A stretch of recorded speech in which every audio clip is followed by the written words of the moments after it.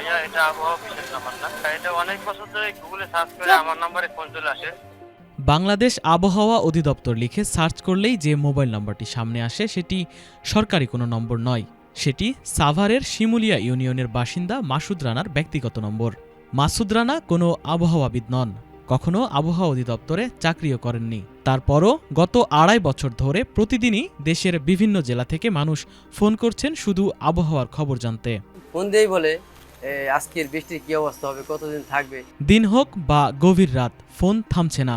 অনেকেই জানতে চান বৃষ্টি হবে কিনা, ঝড়ের সম্ভাবনা আছে কিনা, এমনকি কেউ কেউ কৃষিকাজ বা ভ্রমণের পরিকল্পনাও জানতে চান তার কাছে। সবচেয়ে অবাক করার বিষয় হলো কিভাবে তার ব্যক্তিগত নম্বরটি গুগলের সরকারি প্রতিষ্ঠানের নম্বর হিসেবে যুক্ত হয়েছে সেই উত্তর জানেন না মাসুদ নিজেও। তারা বলে এটা আবহাওয়া অফিসের নাম্বার, আপনার কাছে কিভাবে আসলো? পরে ভাই আমি বলছি এটা তো আমার সিম কিনা, এটা আমার বাপের নামে রেজিস্ট্রেশন করা, এটা তো আমি বলতে পারবো না।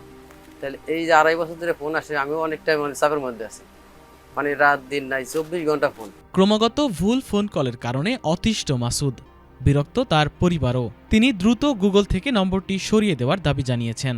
এদিকে বিষয়টি জানার পর বাংলাদেশ আবহাওয়া অধিদপ্তর জানিয়েছে এ বিষয়ে আগে তাদের জানা ছিল না, তবে বিষয়টি খতিয়ে দেখে প্রয়োজনীয় ব্যবস্থা নেওয়া হবে। প্রযুক্তিবিদদের ভাষ্য, গুগলের তথ্য সম্পাদনার সুবিধার অপব্যবহার কিংবা নিয়মিত নজরদারির অভাবের কারণে এ ধরনের ভুল তথ্য দীর্ঘদিন অনলাইনে থেকে যেতে পারে। গুগল ম্যাপ হচ্ছে একটা কোলাবোরেটিভ অ্যাপ্রোচ ফলো করে।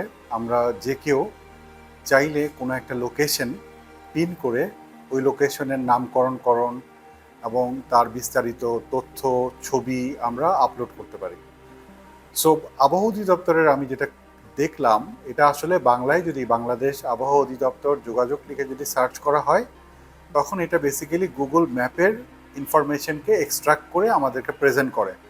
গুগল ম্যাপে অলরেডি দেখলাম একটা ফোন নাম্বার দেওয়া আছে, এটা হয়তো যে এই আবহাওয়া অধিদপ্তরের এই পিনটা জেনারেট করেছিল সে করেছে।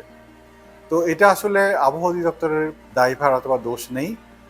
যিনি অ্যাকচুয়ালি অন্যজনকে হেল্প করার জন্য দিয়েছেন, উনি হয়তো ভুলবশত তার নিজের ফোন নম্বর দিয়েছেন আবহাওয়া অধিদপ্তরের ফোন নাম্বার না দিয়ে। তো এতে হচ্ছে গিয়ে এই যে সমস্যাটা তৈরি হয়েছে এটা হলো আর কি। তো এটা আসলে আমরা ইজিলি সলভ করতে পারি। আমরা যে কেউ আবহাওয়া অধিদপ্তরের ফোন নাম্বারটা লিখে আমরা সেন্ড করতে পারি ওই গুগল ম্যাপের ওই পিনে।